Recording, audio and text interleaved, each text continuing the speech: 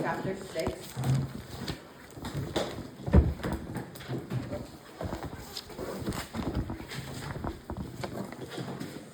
Verses 19 and 20.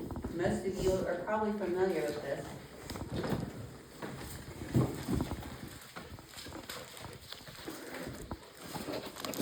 1 Corinthians chapter 6, verse 19 and 20. What? Know ye not that your body is the temple of the Holy Ghost which is in you, which you have of God, and ye are not your own? For ye are bought with a price. Therefore glorify God in your body and in your spirit, which are God's.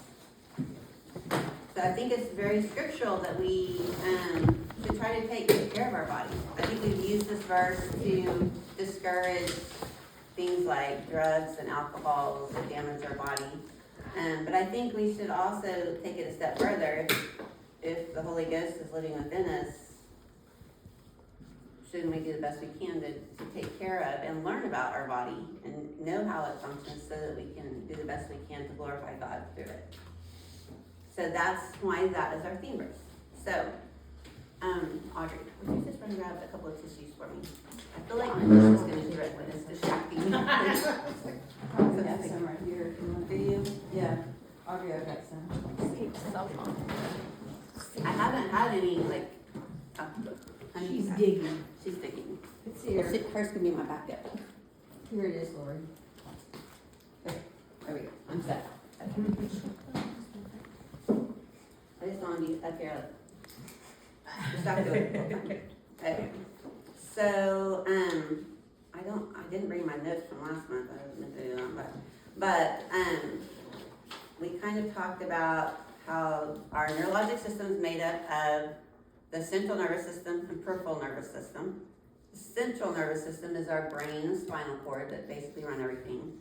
And then we have all the nerves that run off of that is our peripheral nervous system, and how they send messages back and forth both ways, right? From our brain out and from out in. It's like when we touch something that our senses are,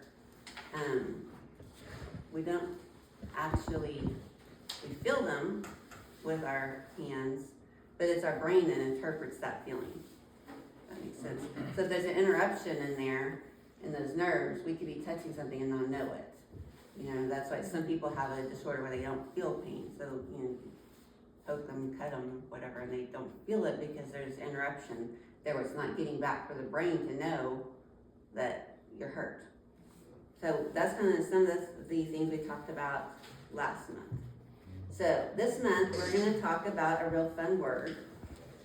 It's another long word called neuroplasticity. I will spell it for you. It's Neuro, neuro, and then plastic, basically, Plasticity. So neuroplasticity. So the definition of neuroplasticity is that it's the brain's ability to reorganize itself by forming new neural connections and altering existing ones throughout life in response to experience, learning, or injury. So it allows the brain to adapt to new situations, recover from damage, and change its structure based on behavior. Really, up until this century, scientists, doctors, thought that the neurons we were born with were just there. That was all we had, and if they got damaged, they were gone forever, and there was no replacing. It wasn't really till this century that they realized that no, we actually can regenerate neurons, and not only that, but sometimes they, if they can't be regenerated, then the brain will just find a new path around it to still accomplish the same thing. Or a different part of the brain can learn to do a function that a non-functioning part of the brain used to do.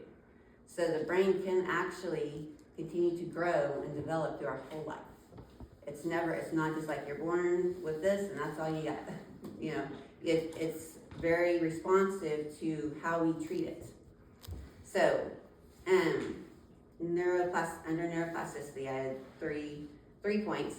First, it has lifelong adaptability. Like I said, so you never get to an age where it's like, well, you're done. You're degenerating from here. And I've heard that my whole life is, once you get to a certain age, you're just, your body is just degenerating. Well, to a certain extent, and in some ways maybe, but the brain can continue to change and learn throughout your whole life. It occurs faster. Your learning and adaptability of the brain is much faster under the age of 40. So you definitely do learn easier, quicker when you're young, but it does still continue throughout your whole life. There's two different ways it can change. First is the structural.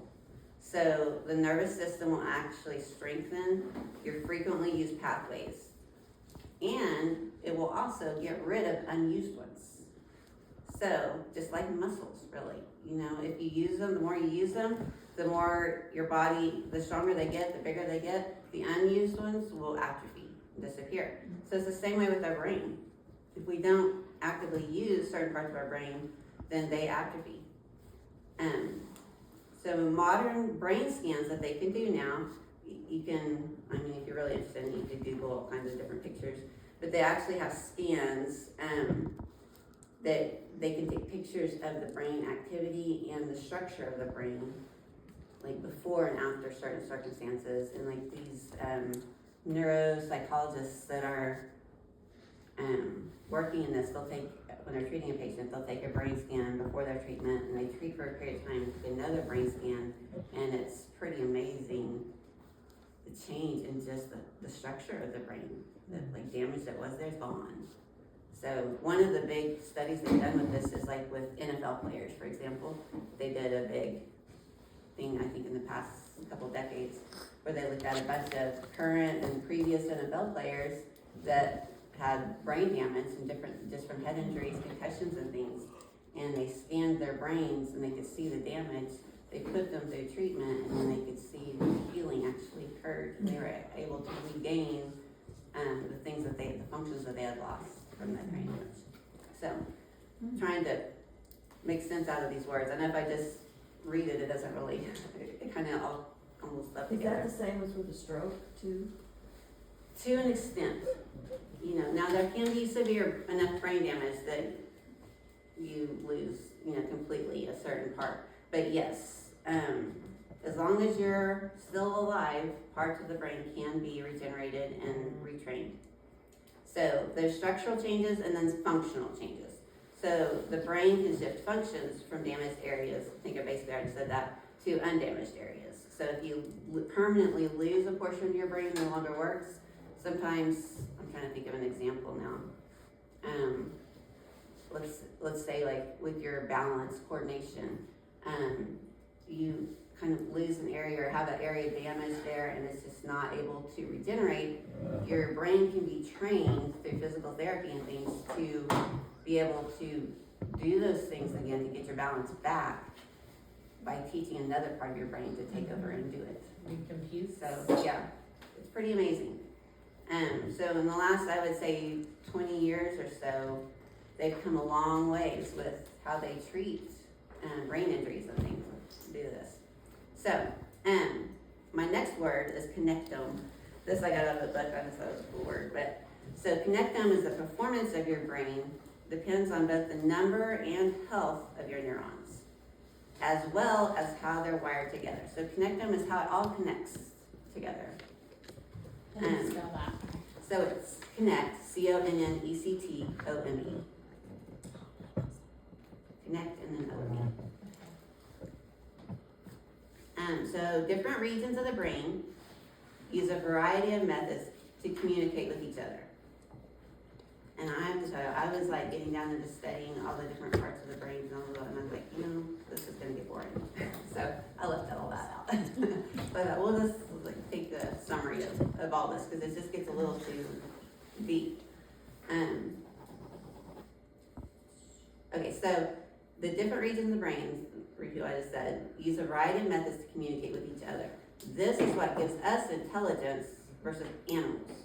Like there's some animals that have bigger brains than we do, such as elephants or the blue whales, but they don't have near the intelligence we do because they don't have this connectivity. They can't connect it all together like our brains do. God made our brains unique to be able to communicate like that. The human brain can assemble a variety of information and connect the information in various ways to achieve complex cognitive function.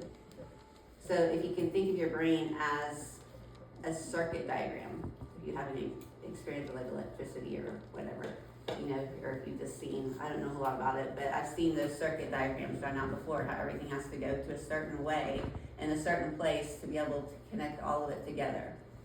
That's what our brain is doing. Sorry, I keep losing my place to look at. So if there's an interruption in any of those pathways within the circuit breaker, basically then that affects a certain function of our brain.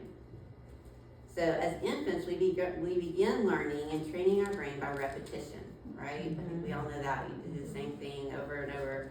When we start school, we start just having the kids repeat things, 2 + 2 = 4 every day, till they get it ingrained in their brain, and then by now, we all know 2 + 2 is 4 without even thinking about it. We don't literally sit here and think 2 and 2 together is 4 anymore. We just know 2 + 2 is 4. So, our ABCs, etc., we just, it's repetition is training our brain. That's how we learn to do things. We also learn emotional associations from repetition. So as an infant learns very early on, maybe mother represents love, comfort, security, those things. A bottle represents, my tummy feels better and full now, you know.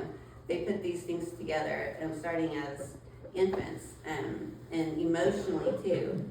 Unfortunately, there's a lot of sin in this world, so not all children have good emotional connections. You know, there's the abused children, neglected children that may associate, if a father was abusive, then they may associate any man with pain, you know, that kind of thing. So there's those kind of associations that are embedded into their brain, you know, from an early age. So when we learn something new, we're basically rewiring our brains. So for example, if we take piano lessons, a lot of us had as a kid, when you first start, it's horrible. It's torture because it doesn't really make sense, and you just want to sit down and play a song, and we're just doing da, da, da, one finger at a time, you know, and it seems boring, and it's hard, and you may do it for a year or two, and you think, okay, I should be playing a good song by now, but we're still doing scales and chords and you have to practice every single day. But after practicing every single day and that repetition, eventually, you know, 3 years down the road, what you were doing first year is like a piece of cake. You don't have to think about it anymore. And then you continue to build up on that by more repetition and repetition, right? So, and that's that way with sports or any kind of thing we learn. I skipped ahead of you a little bit. So also, I wanted to talk a little bit about our spiritual health, because our spiritual health is also closely related to our mental health, right? So a vital part of our mental health. Our body cannot be well if our soul and spirit are not well. We're all, just as an example, I think of the Trinity, God gave us, you know, our body is also a body, soul, and spirit. They gotta all be functioning well together for us to be truly healthy. So once we're saved, we have a spirit that longs for a relationship with the Lord.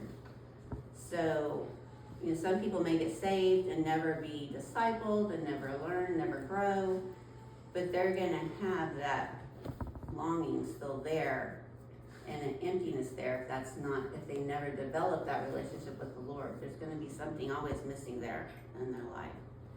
So for us to be fulfilled, we've got to develop that relationship with the Lord. It's just like our brain, we've got to work at it, nurture it. Repetition is important. So when we repent of sin and actively build a relationship with the Lord, then that's when we can find true inner peace and contentment. And that's where your true joy comes from. You can have even in the hard times. You can have that inner joy and peace and contentment if your relationship with the Lord is where it needs to be and there's not sin between you. They've even done secular studies, non-Christians, that have done studies that show physically the people that are involved with the spirit, they call it spiritual community participation. I call that attending church. Is actually associated with healthier lives, longer lives, less substance abuse, less depression and suicide.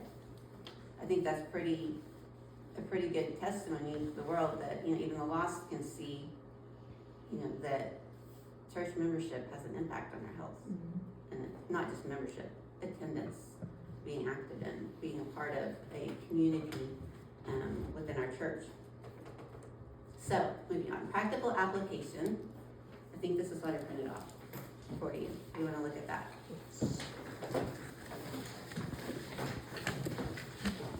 Achieving a healthier neurologic system. So how do we do this? How do we, at this point, we have a wide range of ages here tonight. So, you young ones that are still in school are working your brain every day, which is good. And that's why, you hear the argument a lot, why do you have to learn algebra? I'll never use algebra or anything anymore. Or why do I have to learn how to diagram sentences? Because we'll never do this in our life. Honestly, it's not about the algebra, and it's not about the diagramming sentences. It's about growing your brain. It's about exercising it. It's really not about what you learn, it's about learning in itself. And, through school and being exposed to a wide variety of different subjects, then you can determine where your passion is and what things you do enjoy and what you don't, and that might direct you and where you want to go as you get older. But it's not really about learning that particular thing, but it's good for our brains, and it's good for those of us that like math to have to write an essay, which we hate. And for those of you that hate math and love to write the essays, it's good for you to do math, because it challenges your brain. It works your brain, that's good, that makes your brain grow and develop. It may never be your strength, but you can still exercise that part of your brain. So, practical application to achieving a healthier neurologic system. Number 1, drink water. I probably said this all last year, and I'm going to say it probably every meeting this year.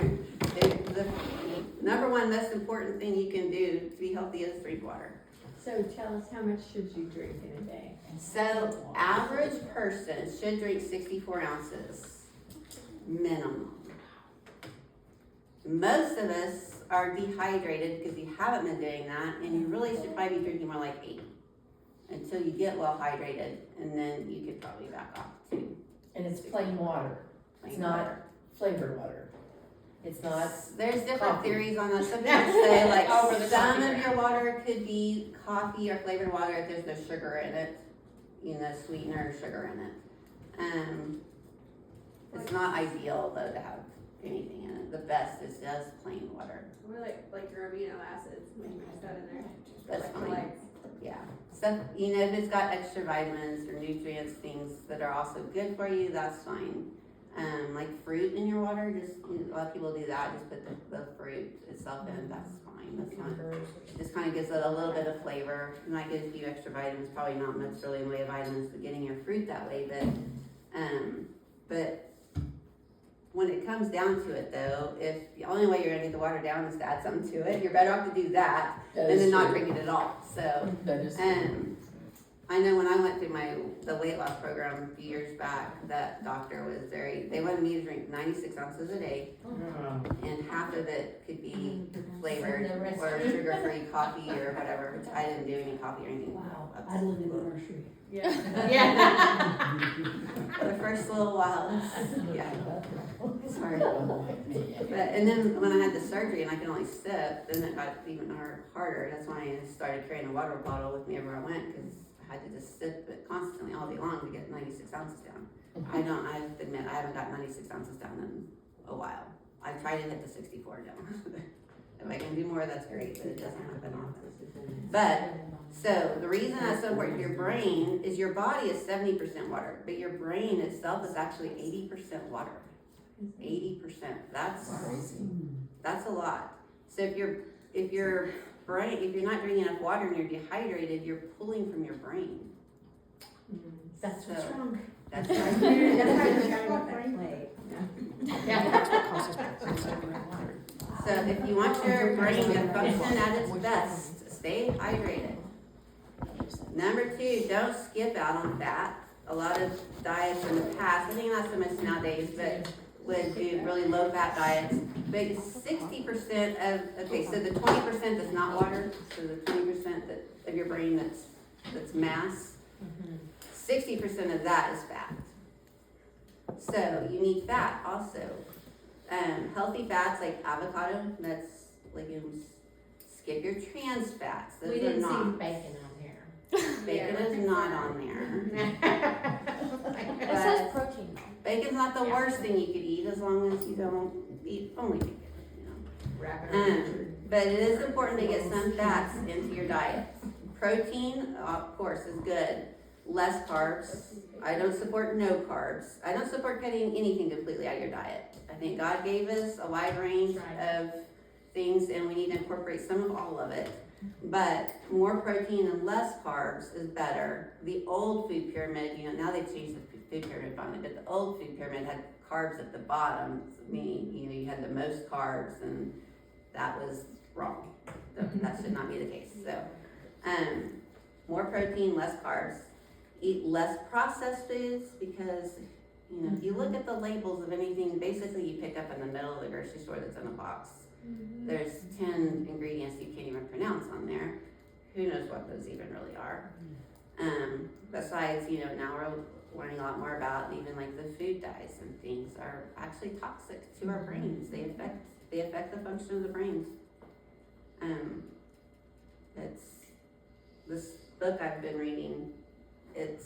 He goes into even like he goes as far as scanning brains before and then after they've had dyes and scanning the brain again, seeing the difference in the function. It's kind of That'd be scary. kind of like what Daniel and the Hebrew children did. Mm-hmm. Yep. They've actually developed that. I've been seeing a lot of that online now. It's called the Daniel diet. I think it's Lots of the new beans. fad. I don't really know a lot about it yet, but okay, where was I at? Processed foods. Yes. So try, I remember it way back when we did Weight Watchers years ago, they would say, the best thing when you go to the grocery store is to shop around the edge, to stay away from the middle. Yeah. Because everything that's good for you is, you're gonna find around the edge of this grocery store, and everything in the middle is basically, you really don't need it. It's not good for you. I know most of us do just the opposite. Yeah. Because the cheap stuff is in the middle. Isn't that I sad? It It is. does They cost set more you- to eat around. Yeah, It they set you does. up to fail. Yep. English muffins are on the edge. Well, I notice even on the cooking shows now, a lot of the cooking shows I watch, they use so much processed food in their recipe. It's a box of this, a box of this, and a box of this, and frozen, and then you put together, it's homemade, but it's all processed food that they But make. it's not fresh, right? No. Like it's not front No. fresh. No. And I started watching a lady that's a little Mexican lady, her name's Cooking with Rachel or something like that, just older lady Mexican, just everything from scratch. Yeah. And Probably makes her own And so flavor. I've become more interested in watching and seeing that instead of trying these recipes where everything's Nowadays, processed. a lot of people don't even know how to cook from scratch. They're just Right. so used to the box, everything. Mm-hmm. So, next thing is take your vitamins. So, we'll get more into vitamins and food things when we get into metabolic part, but I want to throw this stuff in here because it is important for your brain health, and that's what we're talking about tonight. So, good supplements for your brain. Probiotics. Probiotics are great. They say that it helps with, so probiotics are good bacteria, basically, that you're supposed to be in your body, that we tend to kill off when we take antibiotics, and even some of the things we eat and drink, pop and things that are real acidic will kill off our good bacteria. So the probiotics replace that good bacteria.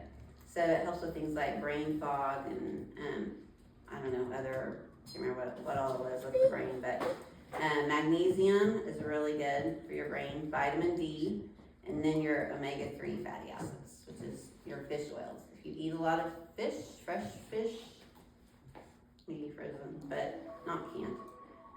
You're not gonna get the good healthy oils from canned fish. So, On the fresh. magnesium, does it matter about, some of it, one bottle I bought had that citrate or something underneath it. Magnesium citrate. Yeah, and the other one didn't, and what is it, That doesn't really matter. doesn't matter? There's different forms of magnesium, they combine it with different things, but, magnesium is the important one. And I'll just throw this in there too, and we'll probably talk about that more later on, but when you're looking for vitamins and stuff, look for either a liquid or a capsule as a powder inside, so that the capsule dissolves. Otherwise, your body doesn't really metabolize them, and you're just wasting your time and money. Really? Yeah, any of the like What tablet about type the vitamins, gel looking ones, are those? gels are probably okay, yeah. Okay, I would say liquid is best, okay, capsule probably second, and then maybe gel type, and okay. yeah.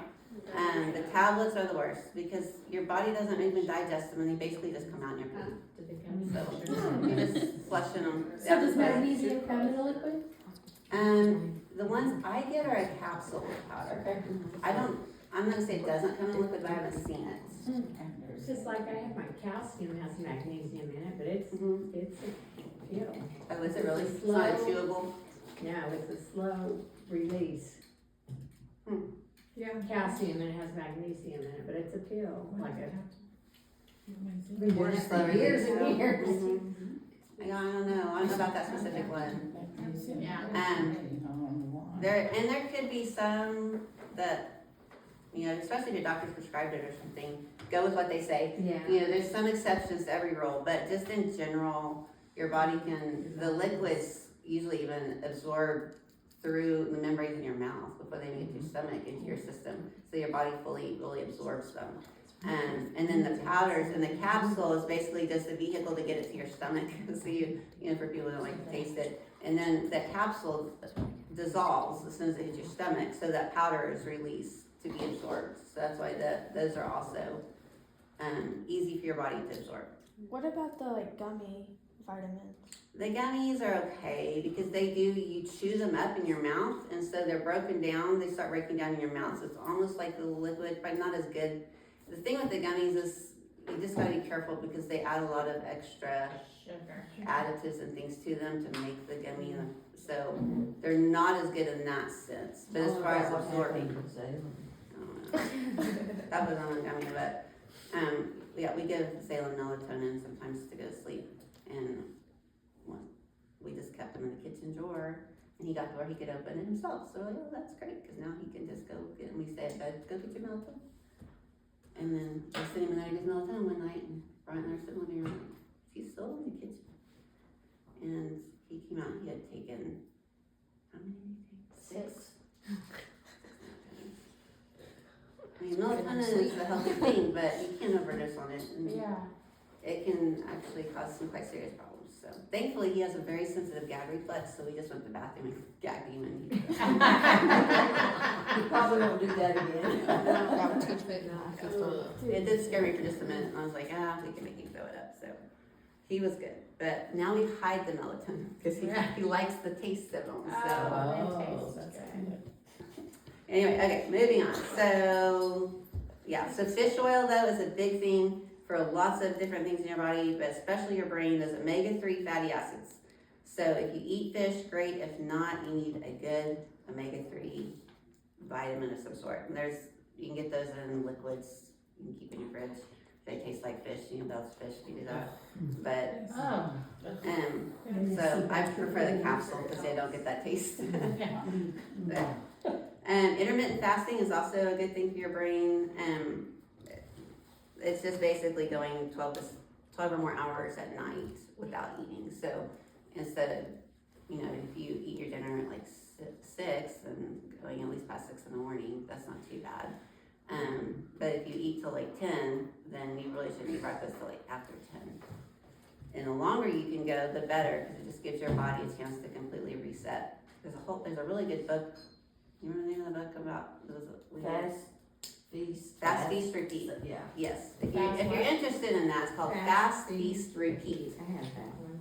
It's really good on that. I haven't read it now in quite a while, but it explains all the different health benefits It's really good for people that are diabetic or pre-diabetic. It also is really good for people that have like arthritis or any kind of inflammation, because it really decreases inflammation in your body. There's lots of health benefits to doing that. Just one little thing and just delaying breakfast basically, or eating dinner early, however you want to look at it. Okay, now the other thing is to take notes so that we don't focus on the negative. We need to be more positive. It shouldn't be about, I can't have this, I can't have that. Focus on what you should have, what you could have. And then, especially if there's foods that you really like that are good for you, make note of those things so that you can look forward to them. Look for those in the grocery store. Make sure you keep them stocked at home. You know, set yourself up for success and try to focus your mind on the positive, not the negative. We've got to trick our brain a little bit sometimes with repetition of telling it, this is good for me, this is good, I like it, I really do like it, this is really good. So, Can get your mouth tricked. I really do like all this water. yes, I love drinking water. Actually, when I did Weight Watchers before and I changed my eating habits, once you get used to that, that's what you You crave. do, yeah. And then you don't want like fried stuff, and then I fell back into my own habits, but for a while, like fried stuff just didn't sound good, or you would crave fruit. And there's all those different things that are so bad for you, all the toxins are all addictive. Yeah. I mean, just like caffeine, we know that, but all the dyes, the carbohydrates, there's all those different things, you know, there's different studies on all of them. They're all addictive, and so the more you have of them, the more you think you need of them. And then it takes more and more and more, just like a drug, to satisfy you. But try to focus on the things that you love, and then only love foods that love you back. I thought that was an interesting statement. I got that out of it. Yeah. Only love foods that love you back. So, foods that are gonna cause you heartburn, pain, other issues, aren't loving you back.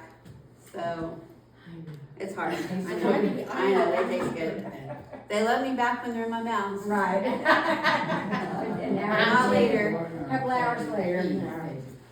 And then this next one was totally me. I did not get out of the book. But use manipulation on yourself, just like I was just starting to say. So let's face it, most of us women are really good manipulators. We're good at getting what we want when it comes down to it, right? Whether it's manipulating a husband, a child, or whatever. Or friends, some people, you might can think of some people that are particularly good manipulators, some are better than others. But I think as overall, women are more manipulative than men. So let's use our powers for good.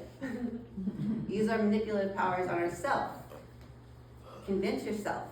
And think of things that we're all different. So what's going to motivate me may not motivate you. So you've got to really analyze yourself honestly and what is going to motivate you. So for example, a few years ago when I started trying to get back to the gym, I hadn't gone to the gym in years and I hadn't been exercising good. And so I tried to go early in the morning, I could go without the kids. And then so I convinced myself this is my me time with no kids, so I could look forward to it. Even though it was, I really want to get but when the alarm would go off, I would think, I need to have my me time. So that I would have a positive reason to want to go and not dread going so much. And I still do it, and now I have a membership at Crunch just because I love their massage beds.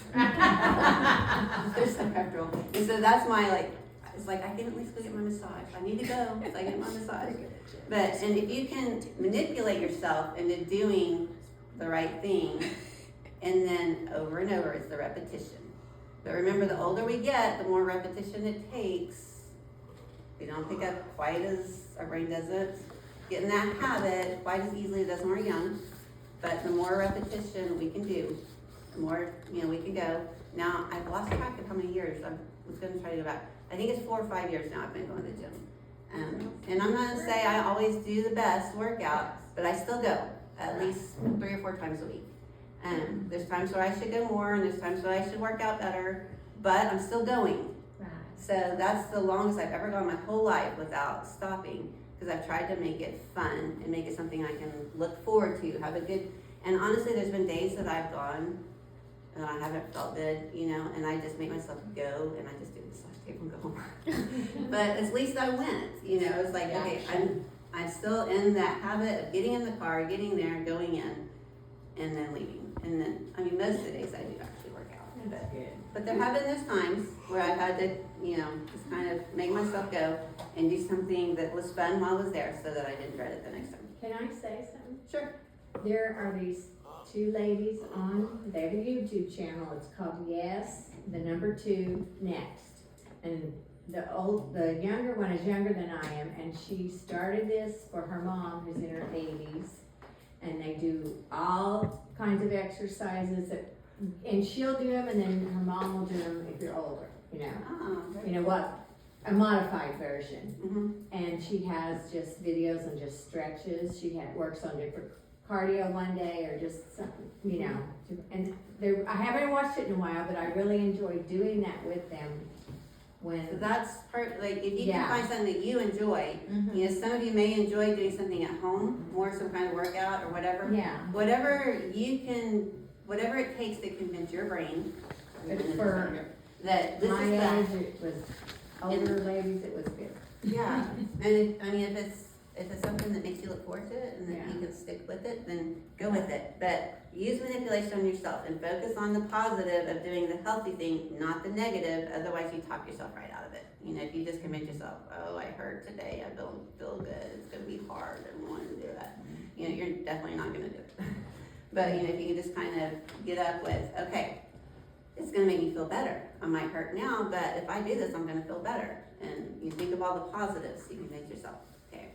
The last one on there is allow some time in your day for a fun game you enjoy, such as the word search, crosswords, Sudoku, whatever. And those games are all really good for your brain because you're having, especially those that aren't in school and actively learning on a daily basis. Mosaic is real good too. Yeah, and anything that you can do, any kind of game, even if it's a board game or anything that makes you, any kind of game that has a strategy that you have to think about a little bit, that's just making your brain work in a little different way than you would on just a regular daily basis. Because anything that's making your brain work is gonna then kick some different things into gear. And it may seem silly to play a game, but that activity of your brain may help you in other areas. You may not even correlate it yourself and realize that that's what it is, but it will.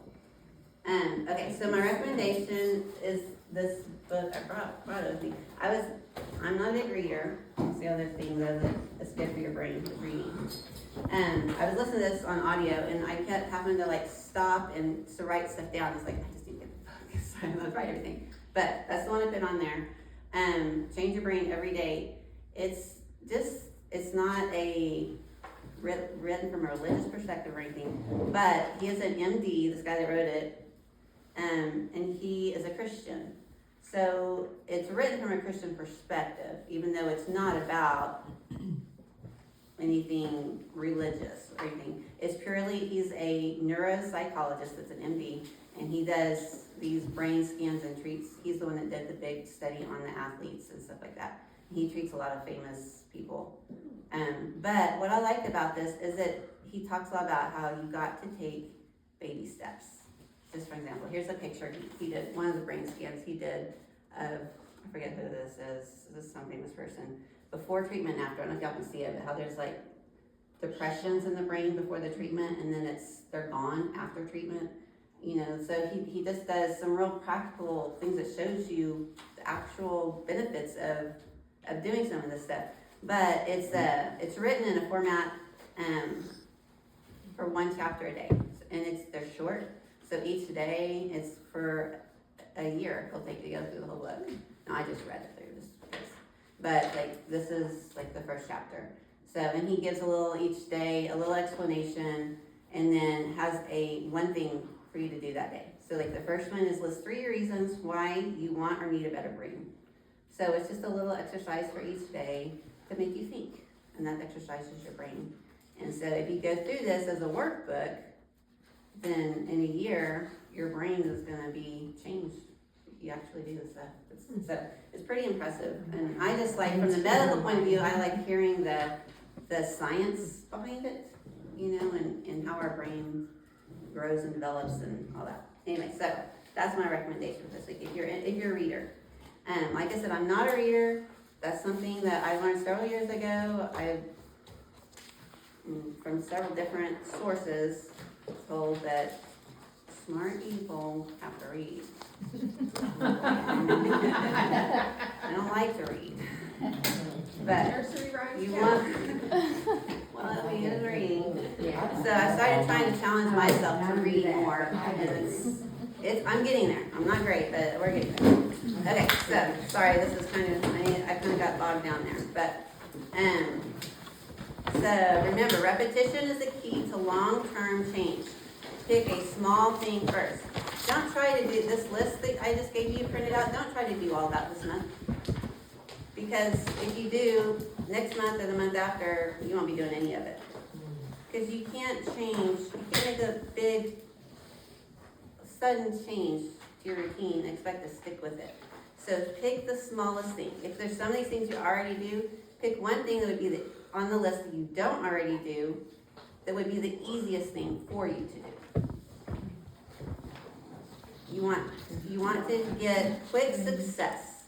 So I put on, I don't think this is about you guys. So there was a Navy admiral that wrote a book called Make Your Bed, Little Things That Could Change Your Life and Maybe the World. I hate that. So, I know, but there is science behind that.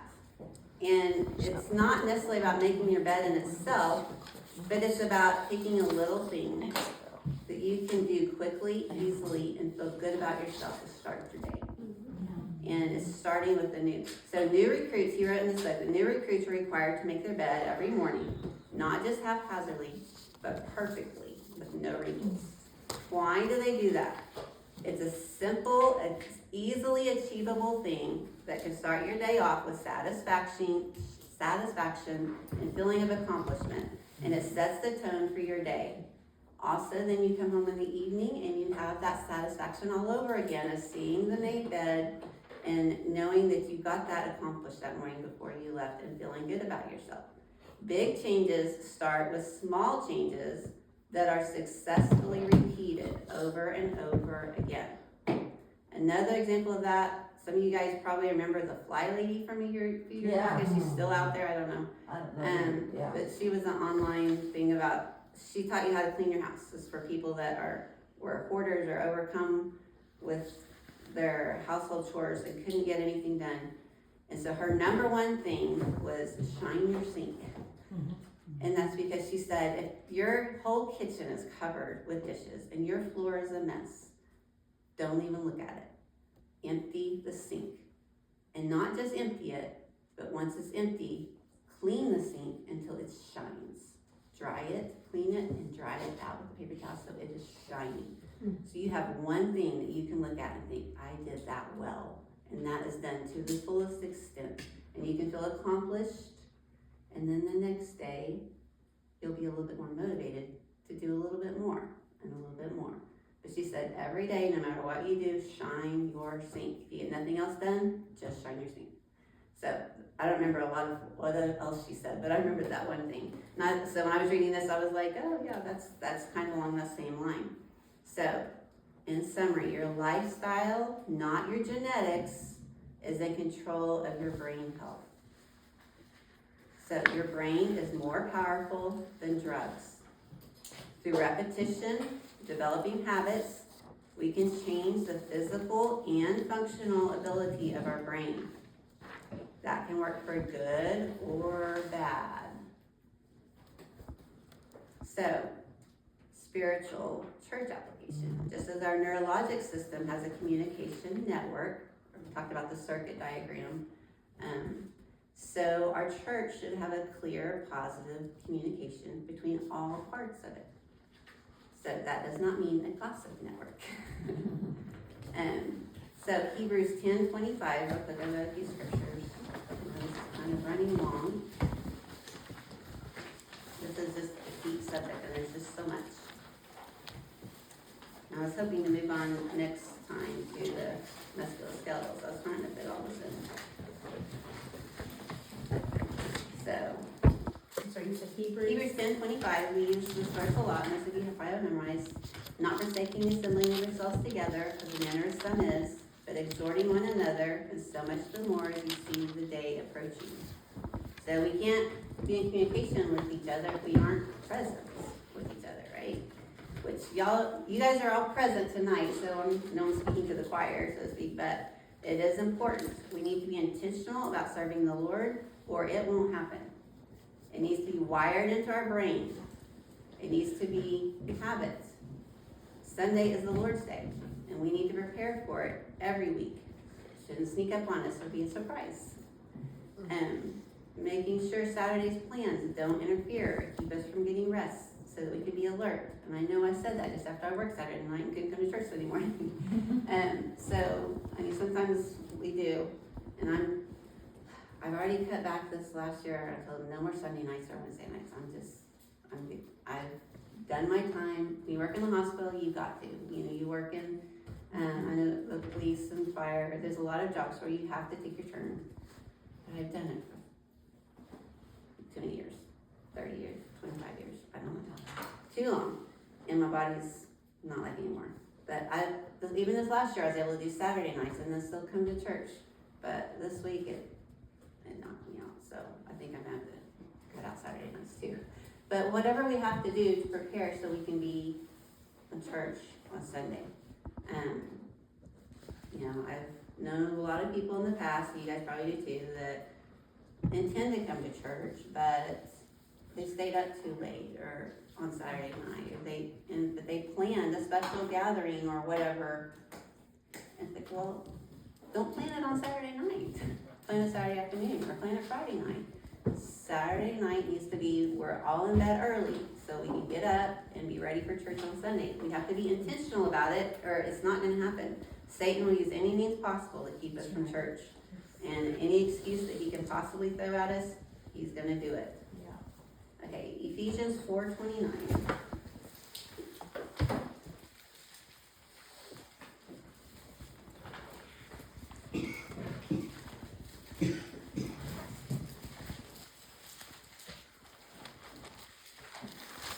You guys probably know this one too. Let no corrupt communication proceed out of your mouth, but that which is good to these of edifying, that it may minister grace unto the hearers. And then also wanted to look, kind of going along with this, let's look at Colossians 3:8, over just a few pages to the right. Colossians 3, verse 8.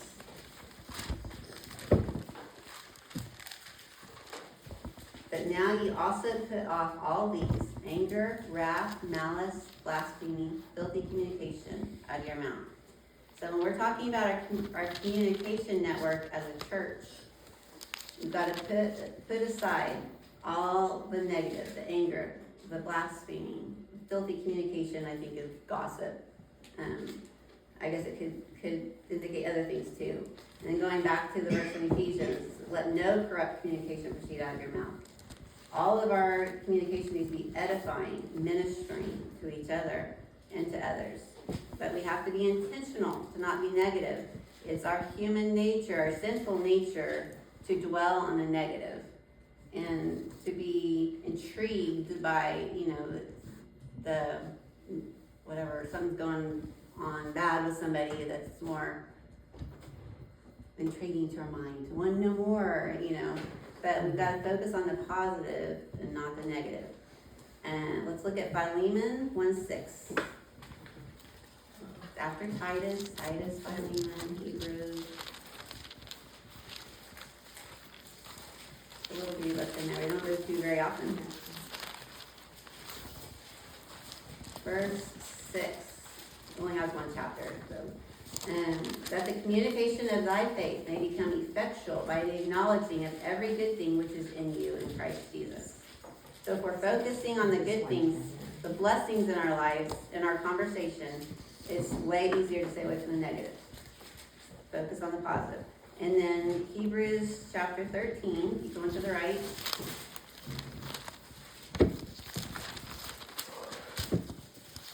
Hebrews chapter 13, verses 15 and 16. It says, by him, therefore, let us offer the sacrifice of praise to God continually. That is the fruit of our lips, giving thanks to his name. But to do good and to communicate, forget not. For with such sacrifices, God is well pleased. So God reminds us the importance in verse 15 of praising him and giving thanks to him in our communications. I think we think of that maybe in our personal prayers, but do we think of that in our communications with each other?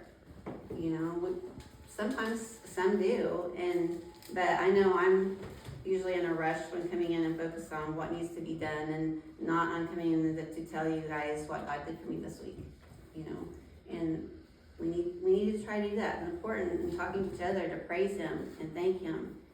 And verse 16 tells us not to forget to communicate with him. Don't forget that God's a part of our communication here as a church too. Sometimes we get focused on our maybe relationships with each other as a church and forget that God is a part of that and talking with him. But I love our prayer meeting on Wednesday night when we can bring our requests and then bring them all before God. Remember that he's the center of our communication. And if God is in the center of our communications, even when we're just standing around talking, then we're not going to be gossiping. If we're thinking of Jesus being right there with us listening, we're not going to be talking about the things that we shouldn't be talking about. So, conclusion. Due to sin and corruption, there will be disruptions in the wiring of our church from time to time because it's made up of a bunch of sinners. But if we repent and seek God's help to get back to doing things his way, he can rewire our church communications and build new connections that will allow us to grow and function as he intended for the church. That is all. Good job.